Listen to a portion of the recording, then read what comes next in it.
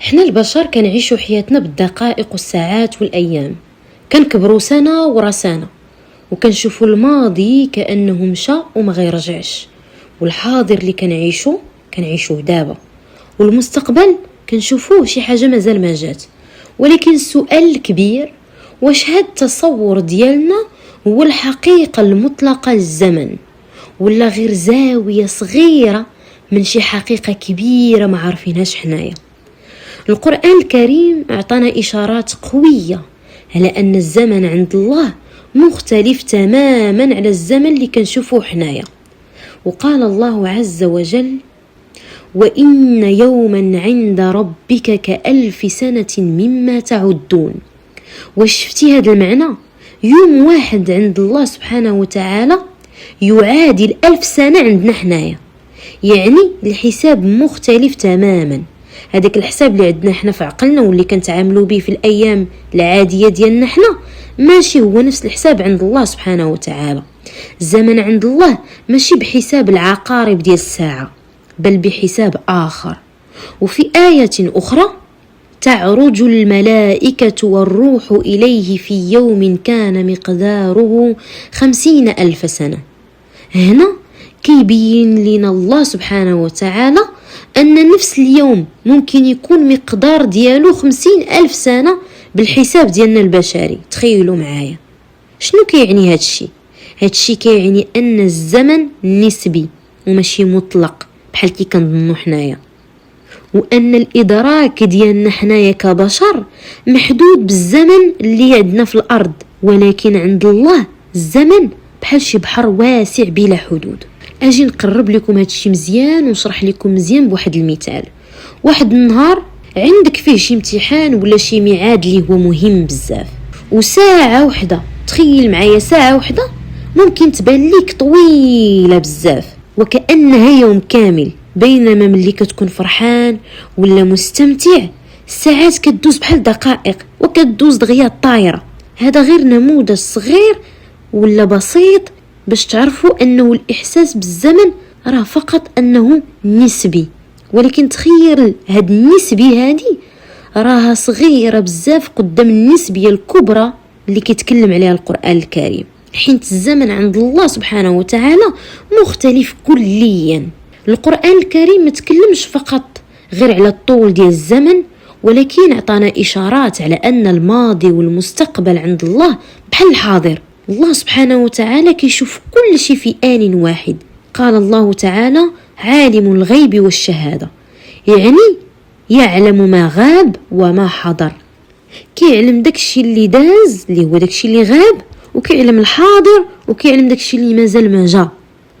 وحتى في آيات قرآنية أخرى كيلمح أن الله كيتكلم على أحداث مستقبلية بصيغة الماضي. كيفاش؟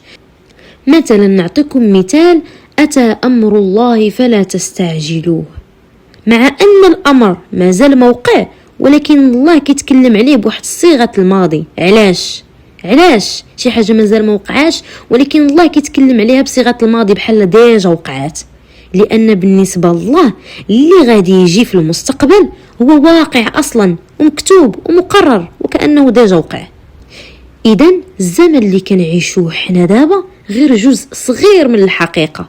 الله سبحانه وتعالى محيط بالزمن كامل، وهذاك الزمن ما كيحدوش لا ماضي ولا مستقبل. عند الله الكل حاضر، لا ماضي ولا مستقبل ولا حاضر، كل شيء عند الله حاضر في نفس الوقت. وهنا كاين واحد السر عظيم، حنا كنعيشوا في خط مستقيم. البارح داز، اليوم ديال دابا، اللحظة ديال الحاضر ديال دابا، وغدا جاي، يعني واحد الخط مستقيم.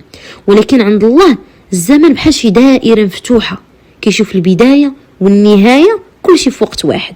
والنبي صلى الله عليه وسلم قال: كان الله ولم يكن شيء غيره وكان عرشه على الماء. رواه البخاري. شنو هادشي كيعني؟ كيعني الله موجود قبل الخلق، قبل الزمن اللي كنعرفوه حنا دابا. الزمن اصلا مخلوق من مخلوقات الله، ماشي شي حاجة اللي مستقلة. يعني حتى الزمن تابع لإرادة الله سبحانه وتعالى. الله كيطوي الزمن، كيمدده، كيوقفه كيفما يشاء. وهنا كنرجعوا لمفهوم الزمن المخفي. شنو هو الزمن المخفي؟ هو واحد الزمن اللي ما كنشوفوش بعينينا، ولكن القرآن والسنة كيعطيونا إشارات أنه كاين هذا الزمن المخفي. بحال اللحظة ديال البرزخ مثلا، الله سبحانه وتعالى قال: ومن ورائهم برزخ إلى يوم يبعثون. هذا البرزخ زمن خاص، ماشي زمن الأرض، هو واحد العالم بين الدنيا والآخرة، فيه كتعيش الروح، فيه الروح كتعيش واحد الزمن مختلف، بحال الناس اللي توفاو من آلاف السنين. بالنسبة لنا داز عليهم واحد الوقت اللي هو طويل، طال عليهم واحد الزمن بزاف، ولكن بالنسبة لهم كيحسوا غير بديك اللحظة.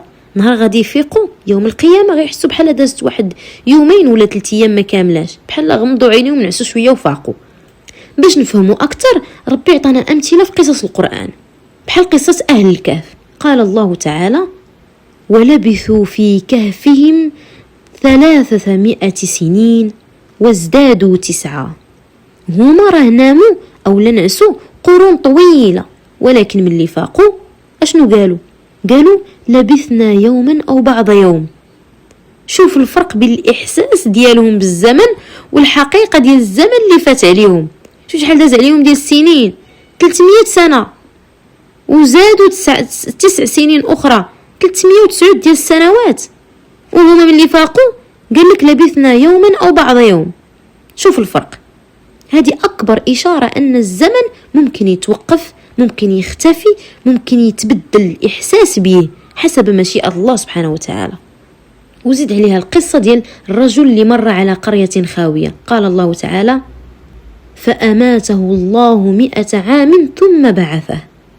هو كان 100 عام، ولكن من اللي فاق شنو قال؟ لبث يوما أو بعض يوم. نفس الحاجة، الزمن عند الله مختلف. من هنا نقدروا نفهموا أن الزمن عند الله ماشي مستقيمي، ماشي خطي بحال اللي عندنا حنايا، لا، ولكن الزمن عند الله مطوي ومفتوح.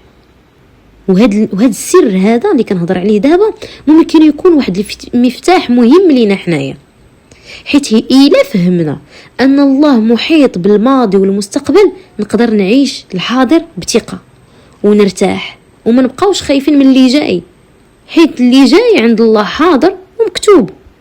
ولكن هنا واحد السؤال: واش نقدروا نلمسوا هذا الزمن المخفي في حياتنا اليومية؟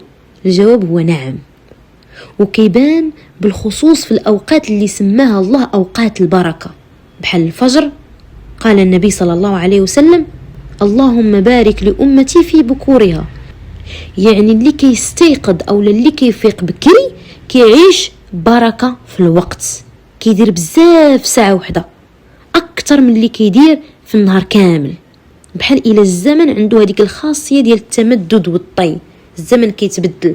وحتى لحظة الدعاء، النبي صلى الله عليه وسلم قال: لا يرد القضاء إلا الدعاء، يعني الدعاء ممكن يغير المستقبل، مع أن المستقبل عند الله مكتوب، ولكن الدعاء ممكن يغير هذاك المستقبل. هذا راه يعتبر سر. شنو هذا السر؟ هذا السر أن الله أصلا كتب في اللوح المحفوظ أن فلان غادي يدعي واحد الدعاء وغادي يبدل المستقبل ديالو. هنا كيبان لينا كيفاش الزمن المخفي كيخدم، كيفاش الزمن المخفي كيشتغل. يعني حتى داك الدعاء اللي غتدعي به وغتبدل به مستقبلك مكتوب في اللوح المحفوظ.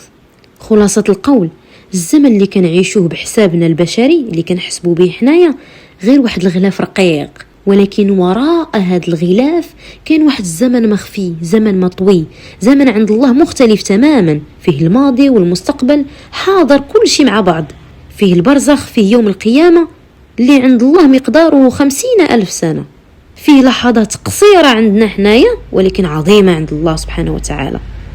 القرآن عطانا إشارات باش نفهموا هذه الحقيقة، باش نعيشوا الحاضر بوعي، ونفهموا أن اللي عند الله ماشي نفس الحاجة اللي حاسبينها حنايا، ماشي نفس الحسابات ديالنا حنايا. إيوا استوعب هذا السر وخلي حياتك كلها ثقة في الله، لأنه اللي كيشوف بعيد ولا ضايع ولا مشى بقى غارق في الماضي غير كتضيع وقتك. بالنسبة لله كل شيء حاضر وكل شيء مكتوب، واللي جاي راه عند الله حاضر كيف البارح. دونك هادشي اللي كاين في هاد لا فيديو. نشوفكم في الفيديو الجاي. بسلامه.